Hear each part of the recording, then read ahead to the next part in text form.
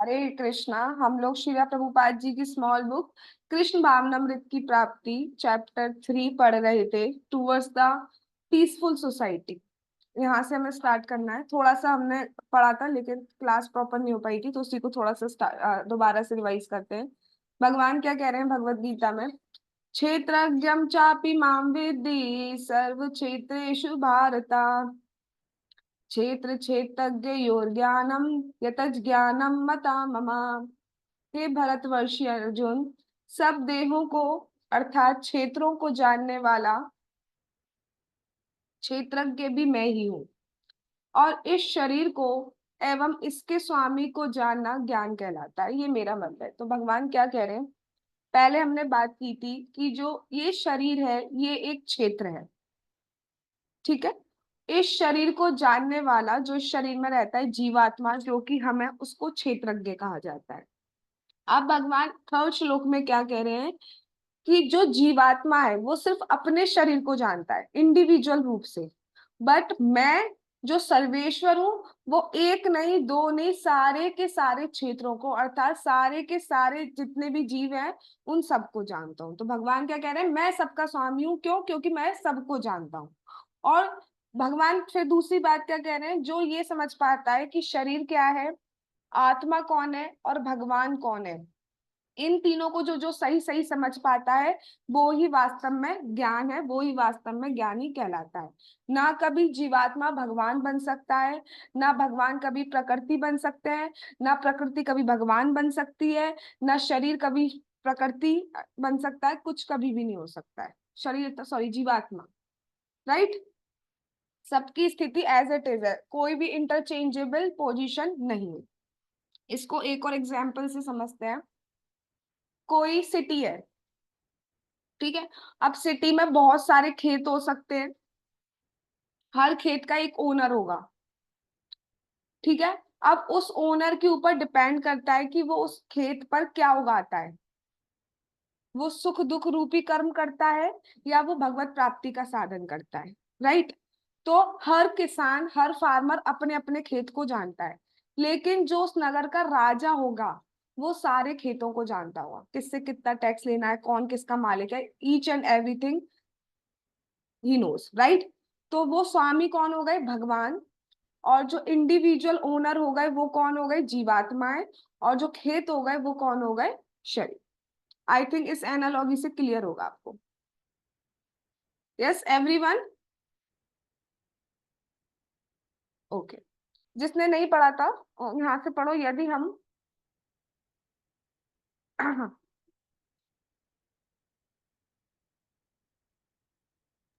मैं पढ़ूं? हाँ पढ़ो। यदि हम इस शरीर पर विचार करके यह अध्ययन करें कि हम वास्तव में यह शरीर है कि नहीं, तो हम इस निष्कर्ष पर पहुंचेंगे कि हम क्षेत्रज्ञ शरीर को जानने वाला आत्मा है, शरीर नहीं। यदि हम अपनी उंगली पर ध्यान दें कि हम उंगली है कि नहीं, तो हम इस निष्कर्ष पर पहुंचेंगे कि हम उंगली या शरीर का और कोई अंग नहीं, पर नहीं पैर इत्यादि नहीं है। इस प्रकार हम इस निष्कर्ष पर पहुंच सकते हैं कि हम ये शरीर नहीं है, वरन ये शरीर हमारे हैं। इसलिए हम कहते हैं यह मेरा शरीर है। इस आधुनिक सभ्यता में दुर्भाग्य से लोग कभी यह प्रश्न पूछने का अवकाश नहीं निकालते कि वे क्या हैं या कौन है। वे केवल किसी कार्यालय में, कर्मशाला, फैक्ट्री में दिन भर इसी धारणा से कठिन कार्य या घोर परिश्रम करते रहते हैं कि मैं यह शरीर हूँ। और यदि हम लोगों से पूछें आप कौन है, तो वे उत्तर देते हैं मैं हिंदू हूँ, मैं मुसलमान हूँ, मैं ईसाई हूँ, मैं स्वीडिश हूँ, मैं अमेरिकन हूँ, इत्यादि। ये तो शरीर की भिन्न भिन्न पहचानें या उपाधियां हैं। वास्तविक बात यह है कि हम ये शरीर नहीं है। यह शरीर केवल हमारा कर्म क्षेत्र है। जिस प्रकार एक किसान खेत नहीं है, उसी प्रकार हम ये शरीर नहीं है। शरीर अनेक प्रकार के हैं और उन शरीरों के अनुसार उनकी क्रियाकलाप भी अनेक प्रकार के हैं। एक कुत्ता किसी विशेष प्रकार से की कार्य से, एक बिल्ली किसी दूसरे प्रकार के कार्य से, और एक मानव किसी और ही प्रकार के कार्य से आनंदित होता है। शरीर के अंतर के कारण कार्यों में भी अंतर होता है। जब हम सत्य के धरातल पर आते हैं और समझते हैं कि हम ये शरीर हैं ही नहीं, तब हमारे कार्यकलाप भौतिक कार्यों से आध्यात्मिक कार्यों में परिणत परिणत हो जाते हैं। हरे तब कृष्णा। यस, बहुत सुंदर बात बोली जा रही है कि वास्तव में हम कभी ये क्वेश्चन ही नहीं करते। आप खुद ही सोच सकते हैं, जब हम भक्ति में नहीं आए थे तो हमने कभी ये क्वेश्चन ही नहीं किया था कि हम कौन है। अगर कोई हमसे पूछता है हु आर यू, तो हमारा आंसर क्या होता है? हम अपना नाम बता देंगे, आई एम इंडियन, ये बोल देंगे। तो ये तो वास्तव में एक शरीर है ना। अगर हमारा शरीर इंडिया में होता है तो हम इंडियन कह देते हैं, अमेरिका में होता है तो अमेरिकन कह देते हैं। तो वास्तव में हम हमेशा क्या यूज करते हैं? जब हम सेंटेंस बोलते हैं तो हम क्या बोलते हैं? मेरा हाथ, मेरा पैर। हम कभी ये तो नहीं बोलते ना, मैं हाथ, मैं लीवर, मैं आंख, मैं पैर। ऐसा तो हम कभी नहीं बोलते। यानी कि ना तो हम हाथ है, ना हम पैर है, ना हम मुंह है, ना हम जीभ है, कुछ भी नहीं है। बट ये हमारे है। ठीक है, हमारा हाथ, हमारा पैर। तो वो किसकी बात हो रही है? किसका हाथ है, किसका पैर है? ये क्वेश्चन हम कभी नहीं करते। तो वास्तव में हम कौन है? हम जीवात्मा है, हम सोल हैं। और हमें ये शरीर भगवान ने दिया है सो दैट इसका हम सही यूज करें, सो दैट पीसफुल सोसाइटी की तरफ आगे हम बढ़ सके। वैसे मतलब भगवान की ओर आगे बढ़ सके। शरीर अलग अलग टाइप के हो सकते हैं। एक कुत्ते का शरीर हो सकता है, एक बिल्ली का शरीर हो सकता है, एक सुअर का शरीर हो सकता है, मनुष्य शरीर हो सकता है, वृक्ष शरीर हो सकता है। ये सब शरीर है। और शरीर के अकॉर्डिंग अलग अलग कार्य हो सकते हैं। कुत्ता अलग कार्य करता है, यू नो वेरी वेल। ठीक है, बिल्ली अलग कार्य करती है, एक वृक्ष अलग कार्य करता है, एक मनुष्य अलग कार्य करता है। लेकिन इन सब कार्यों में कुछ कार्य सेम होते हैं। दैट इज आहार, निद्रा, भय, मैथुन। ये चार कार्य सेम होते हैं। वो कुत्ता भी करता है, वो सुअर भी करता है, वो मनुष्य भी करता है। तो व्हाट इज स्पेशल इन अस? मनुष्य है तो हम क्या स्पेशल कर रहे हैं? अगर हमने इस मनुष्य जीवन का यूज भक्ति में नहीं किया तो हम भी एक तरीके से पशु बन के रह गए। तो इसलिए बात बोली जाती है, जब तक हम अपने कार्यों से आध्यात्मिक कार्य नहीं करते। आध्यात्मिक कार्य करने का मतलब है कि आप सोल लेवल का काम कर रहे हैं, आप शरीर लेवल का काम नहीं कर रहे। जैसे इस टाइम हम कथा सुन रहे हैं, बोल रहे हैं, तो हम भक्ति का काम कर रहे हैं। इससे शरीर प्रसन्न नहीं होता, अपितु जो हम हैं खुद सोल अलग से प्रसन्न होती है। आप देखिए, सेशन से पहले हम किसी चीज की वजह से स्ट्रेस हो सकते हैं, सेशन के बाद स्ट्रेस में हो सकते हैं, बट सेशन में अगर हम प्रॉपरली सुन रहे हैं तो हम स्ट्रेस में नहीं होते हैं। क्यों नहीं होते? क्योंकि उससे जो हम हैं एक्चुअली, जो हमारा स्वरूप है सच्चिदानंद आनंद, वो आनंद बढ़ता है, वो और रिवील होता है। ये वास्तव में ये दुख है, ये शरीर लेवल के होते हैं। आत्मा कभी दुखी हो ही नहीं सकती है। हमारी लग रही है चोट, लग रही है, शरीर लेवल की है। आत्मा कभी भी दुखी हो नहीं सकती। तो जो वास्तव में कहता है ना हम दुखी हैं, वो अभी शरीर लेवल से पहचान है, इसलिए दुखी है। Getting my point? यस। आगे कोई पढ़िए। Next. Tejashwi. Yes, thanks for coming. जब तक से पढ़ो बेटा, अनम्यूट करके।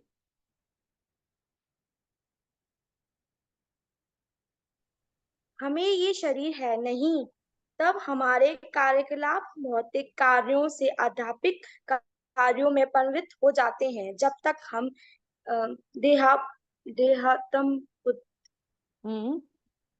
बुद्धि। देहात्म से कार्य करते हैं, तब तक हमारे कार्य भौतिक होते हैं। किंतु जो ही हम समझने लगते हैं मैं ये शरीर नहीं हूँ, यह अहम ब्रह्मास्मि। तब हमारे कार्यकलाप उसी अनुभूति से प्रतीत होंगी। अद्भुत वे दैविक या भौतिक सत्तर पे प्रेरित नहीं होंगे। शरीर ये अलग अपने वास्तविक स्वरूप का ज्ञान है, सच्चा ज्ञान है। किंतु जब तक हमारे शरीर की पहचान से ही चिपके रहते हैं तब तक सच्चा ज्ञानी नहीं मिल सकता। शास्त्रों में कहा गया है कि जब तक जीवन की देहा देहावम बुद्धिक को अपनाए हुए हैं, तब तक हमारे सारे क्रम निष्फल रहेंगे। एक बालक का जन्म अज्ञानावस्था में होता है और यदि बड़े होने पर भी वह देह बुद्धि में ही रहता है तो यह अधिकार में रहता है। उसकी स्थिति एक शुद्ध जैसी है। वैदिक साहित्य में हम पाते हैं कि इस युग में जन्म से सब लोग शुद्ध ही होते हैं, इसलिए प्रत्येक व्यक्ति को अपनी पहचान प्रयास करने के लिए शिक्षा की आवश्यकता पड़ती है। यदि हम अपने माता पिता से प्रस, अ, प्रस्त प्राप्त हुए जन्म से ही प्राप्त हुए जन्म से ही संतुष्ट रह जाएं तो हम अपनी शुद्ध की दशा में ही रहेंगे। हमें शुद्धिकरण की प्रक्रिया का पालन करने का भारत के 70 पद तक ऊपर उठना पड़ता है। जैसे बस बस पहले बेटा, कहा जा चुका है कि बस अब बेटा, हरे जी मैम, कृष्णा। कृष्णा मैम। हाँ, तो यहाँ पे क्या बोला जा रहा है, जब तक हम देहात्म बुद्धि में है। देहात्म बुद्धि का अर्थ क्या है? देहात्म बुद्धि का मतलब है कि जब तक हम अपने आप को बॉडी ही मान रहे हैं, ये मैं हूँ, ये मेरा है। आजकल तो रील्स भी ऐसे बनने लगी हैं, ठीक है? तो मतलब ऑलरेडी देहात्म बुद्धि में थे, और ऐसा अज्ञान सोशल मीडिया पे आने लगा है कि और अज्ञान फैला है। ये मैं हूँ, ये मेरा है। तो जो इस भावना में रहता है, मैं और मेरा, इसी में फंसा रहता है, तो उसके कार्यकलाप तब तक कहाँ तक है? शरीर लेवल के हैं, भौतिक लेवल के हैं। मैं, मेरा, मेरा जॉब, मेरा शरीर, मेरा परिवार, मेरा देश, मेरा घर, मेरी दोस्त, मेरा साथी, और वॉट एवर, मेरा बेड, मतलब इतनी छोटी छोटी चीजों के लिए, मेरा फोन, मेरा समय, मेरा टाइम है अब टीवी देखने का, वॉट एवर। तो मैं और मेरा जब तक चल रहा है तब तक हम क्या है? अज्ञान में है। जब हम अज्ञान से ऊपर उठते हैं, यानी कि जब हम सोल लेवल पर आते हैं, जो हम रियल हैं, भक्ति में कभी चलता है मैं और मेरा। इवन हम दूसरों से कहते हैं तू भी आ, तू भी आ। यहाँ पे कितने डिवोटीज ऐसे हैं जिसने एक ना एक को जोड़ा ही है। क्यों? क्योंकि उसमें देह बुद्धि होती, देहात्म बुद्धि होती नहीं है। मैं और मेरा, मैं हूं, ये मेरा लेक्चर है, बस खत्म। कभी ऐसी बुद्धि नहीं आती जब हम डिवोटी बन रहे होते हैं। डिवोटी बन रहे हैं, that is the symptom of mercy, compassion, कि भैया हम देख रहे हैं जगत में कितने दुख हैं, सामने वाले दुख के दुख को भी हमें कम करना चाहिए। तो वास्तविक दुख कब कम हो सकता है? जब कोई भक्ति करता है। तो हम कहेंगे भैया वो नहीं मान रहा हो, तो भी हम उसको जबरदस्ती लाएंगे कि भैया एक बार आके तो देखो। यानी कि मैं और मेरा क्या जो लेवल है, उससे हम ऊपर उठ रहे हैं। तो वो देहात्म बुद्धि का कार्य नहीं है, वो क्या कार्य हो गया? ट्रांसीडेंटल। अब यहाँ पे जितने भी आए हैं, किसी ना किसी को जोड़ा या कभी बताया, तो दैट मीन देहात्म बुद्धि में नहीं है। वरना हम देखें इस जगत में और चल ही क्या रहा है देहात्म बुद्धि के अलावा? मैं, मेरा जॉब, मेरा परिवार, मेरे माता पिता, फिर टाइम के बाद माता पिता नहीं, मेरी पत्नी, मेरे बच्चे, मेरा पेट, मेरा कुत्ता, मेरा तोता, मैं, मेरा मेरा मेरा मेरा मेरा ही चलता रहता है।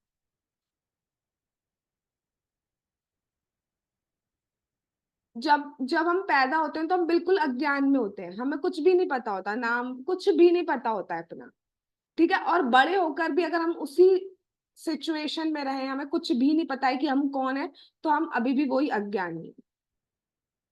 जब हम बड़े होके ये क्यूरियोसिटी करते हैं, ये जिज्ञासा करते हैं कि हम कौन है, कहाँ से आए हम, क्यों मैं इसी घर में पैदा हुआ हूँ, क्यों हुआ हूँ, जब ऐसे क्वेश्चन करते हैं और जब उसके सही सही आंसर हमें मिलते हैं, तो वास्तव में हम शूद्र की स्थिति से ऊपर उठ पाते हैं। जब हम शिक्षा ग्रहण करते हैं, ज्ञान लेते हैं,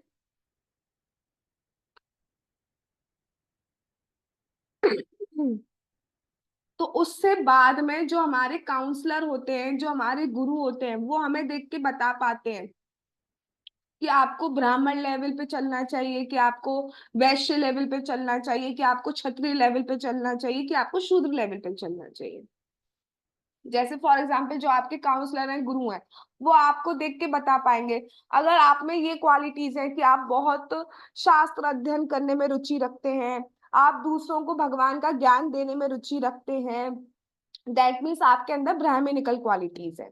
ठीक है। आप रक्षा करने में ज्यादा है, रक्षा करते हैं सबकी, शास्त्र सुनते हैं बट रक्षा करते हैं, बोल नहीं पाते, दूसरों को ज्ञान इतना नहीं दे पाते, तो that means you have Kshatriya qualities.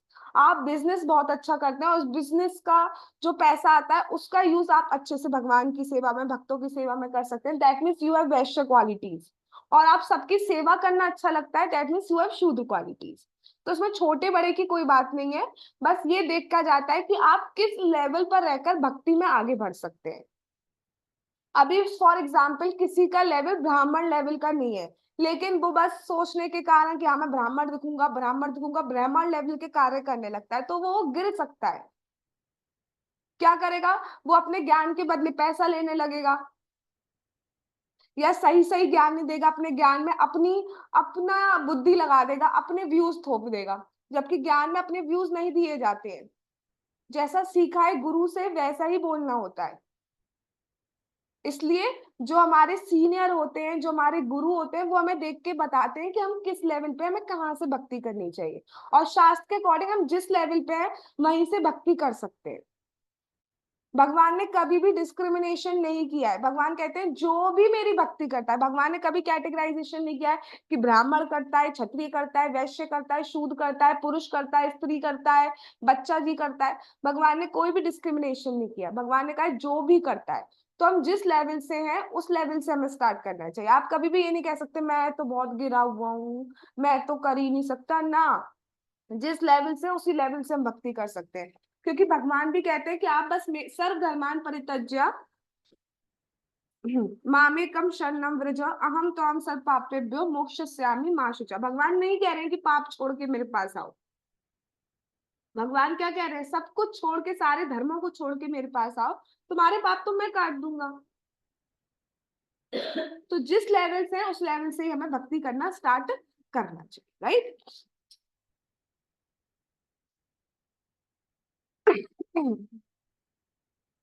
हाँ, अब कोई और पढ़ो यहाँ से, जैसा पहले कहा जा चुका है।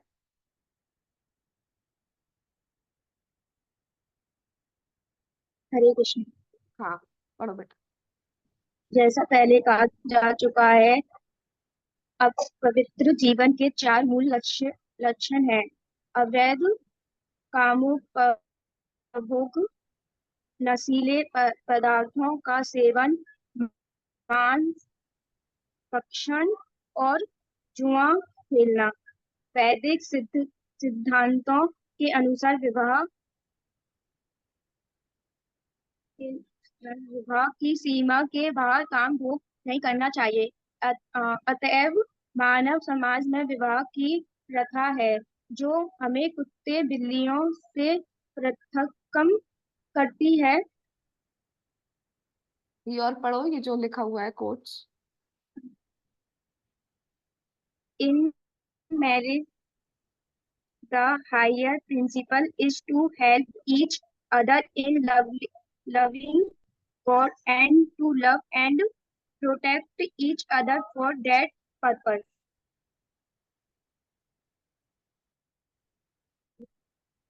हाँ, हम चाहे हिंदू, मुस्लिम या ईसाई कोई भी हो, हम विवाह स्वीकार करते हैं।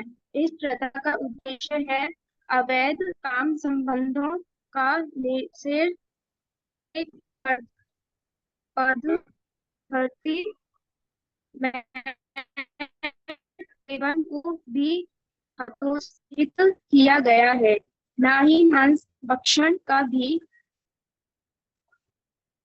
समर्थन किया गया है, क्योंकि मानव प्राणियों को अहिंसक होना चाहिए। हमें प्रकृति में पर्याप्त अन्न, फल, दूध और साग सब्जी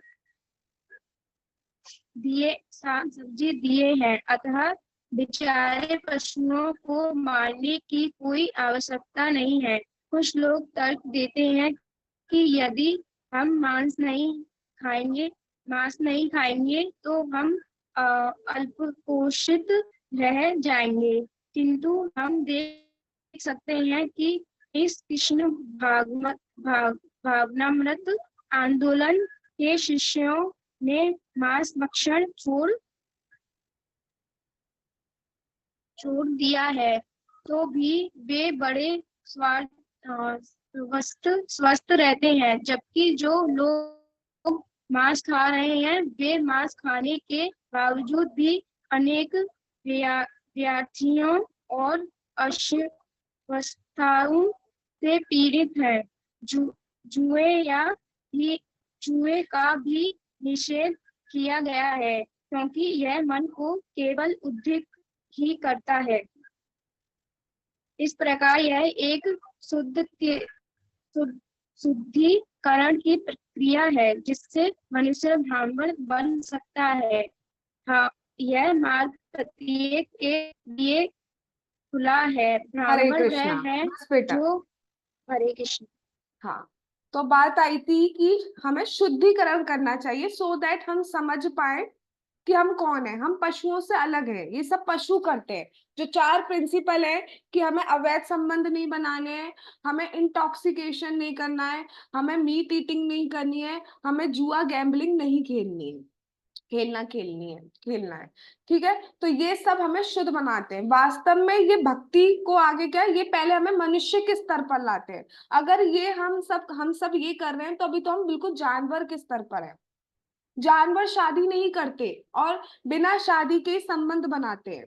तो अगर हम भी शादी का जो एक सिद्धांत बनाया गया है, एक नियम बनाया गया है, वो इसलिए ही बनाया गया है कि शादी में आकर हम संबंध बनाए, और उसका भी वास्तविक जो एम है क्यों की जानी चाहिए कि साथ में मिलकर हम भक्ति अच्छे से कर पाए और एक दूसरे जो भी पार्टनर है एक दूसरे की हेल्प करें भक्ति करने में।